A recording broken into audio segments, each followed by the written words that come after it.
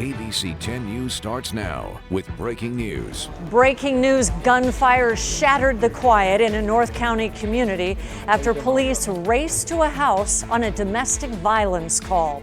It happened here tonight on Celtic Court near Doniker Street. Good evening, I'm Kimberly Hunt. A busy night.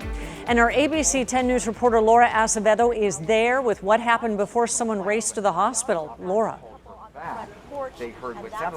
Yeah, Kimberly, and we just received an update from police a short while ago. We know that the man that was shot by police is currently in surgery. We know that he was conscious and breathing when he was taken from the scene here on Celtic Court, as you just mentioned. Now, officers say this started as a domestic dispute when a woman called 911 just before 7:30 this evening. This is in Rancho Penasquitos. Now, when officers arrived, they say they found the couple, a man and a woman, at the front porch of the home. Police say the man is in his early 60s and that he had a handgun and started to draw it towards the officers. One officer fired one round, hitting the man in the torso. Again, he was rushed to the hospital where he is currently in surgery. Now, officers say it's unclear what the domestic dispute was about, but say dispatch could hear the man making several concerning comments over the phone. The dispatcher could overhear the reporting party and the male on the radio call. The male, she could hear the male talking about wanting to be shot by the police officers, and there was indications that there was firearms in the house. Now, police say it is still very early in this investigation and they are not releasing the name of the man or of the officer that fired that one shot. We do know that the officer is on what is standard administrative leave. Police also say that there is body camera footage, but again, this investigation just getting underway. Officers expected to be here late into the night. Reporting live from Rancho Penasquitos, Laura Acevedo, ABC 10 News. A still developing story. Thank you, Laura. And more breaking news. A one-year-old child was almost kidnapped in La Jolla. It led to a wild encounter in the ocean with police and lifeguards. ABC 10 News reporter Anthony Pura is there. Police say a man tried to snatch a one-year-old toddler from her nanny. Police say the nanny was able to successfully fight off the attacker. Both she and the one-year-old baby are okay. San Diego police were called out to Via del Norte and La Jolla Hermosa Avenue around 4:30 p.m. Wednesday for an attempted kidnapping at a nearby park.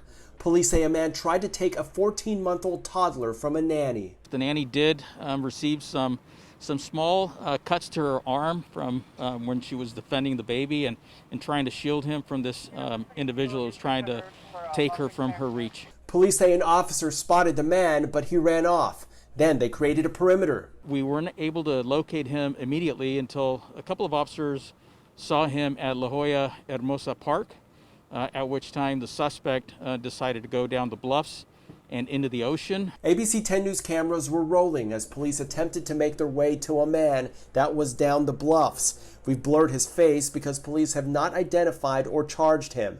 Lifeguards were also called in to assist. Then, after about a half hour, we were able to safely have two officers go onto the beach where they were able to take him, our suspect, into custody without further incident. Police took him up the bluffs and into a police cruiser. The one thing that was working against us was lighting because it was starting to get dark. But luckily for us, he was able to be taken into custody without further incident. Anthony Pura, ABC 10 News. The strip club where Padres player Tommy Pham was stabbed this week has been ordered to stop live entertainment. A cease and desist order from the county was dropped on Pacers in the Midway district. While the club is allowed to serve food under COVID health orders, entertainment such as exotic dancing is prohibited. Pacers' social media accounts show that it's been allowing stripping in violation of those orders. And police are searching for three men who robbed Grossmont High School students at gunpoint. This happened this afternoon at a gas station off campus. Police say a blue Nissan Sentra pulled up to the students on Murray Drive in La Mesa.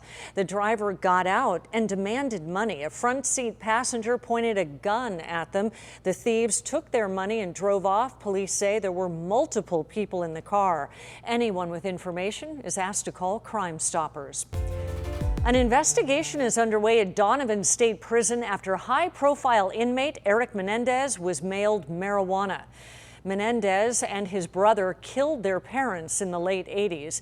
TMZ reports the prison personnel found the package from marijuana and are looking into whether Menendez planned to distribute the weed, use it as a currency, or if it was for personal use.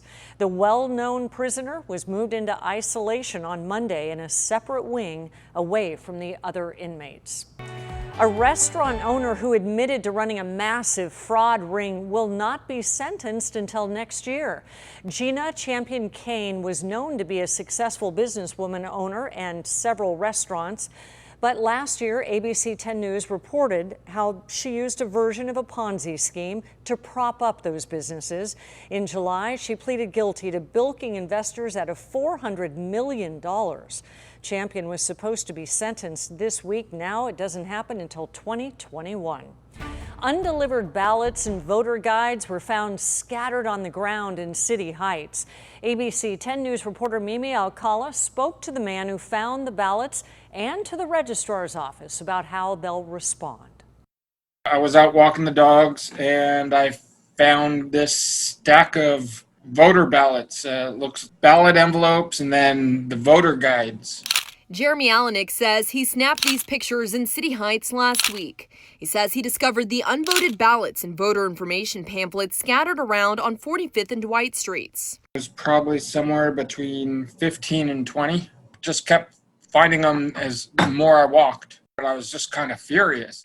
Alanick says he didn't immediately report the incident because he was on a job walking dogs for a client, but he was working to get in touch with the registrar of voters on Wednesday. I would have picked them all up and everything and then taken them to the post office, but, I'm thinking about the dogs and, that just wasn't running through my mind at that moment. Registrar of Voters Michael Vu tells me while situations like this are uncommon, investigations are launched as soon as his office is aware. We would certainly have the U.S. Postal Service involved. He says if voters have concerns or haven't received their ballots in the mail, options are available. When a voter says that they have not received their mail ballot, we have the ability to suspend that mail ballot and reissue them another one. There are voted mail ballots that come back to our office. We compare the signature off of the envelope against the signature on file too. So every single one of these are validated. And if you are voting by mail, Vu also recommends tracking your ballot. Voters themselves, they have the ability to track their mail ballot as it's traveling to them or traveling back to us after they have voted. He says if you come across a situation like this, report it to his office right away. Mimi Alcala, ABC 10 News. A spokesperson for the Postal Service said they are unable to comment at this time. Early voting is off the charts here in California. Every Californian was sent a mail-in ballot because of the pandemic, and more than 1 million have already returned them. The most ever at this point in any California election. At this point 4 years ago, under the old system, just 72,000 ballots had been returned. So far, about 140,000 voters in San Diego County have sent back their ballots. Now to the coronavirus. President Trump says his 14-year-old son, Barron, is doing fine after testing positive for COVID-19. First Lady Melania Trump made the announcement today in an online essay. She said Barron initially tested negative after she and the president contracted the virus, but days later he tested positive without showing any symptoms. The president, First Lady, and Barron have now all tested negative.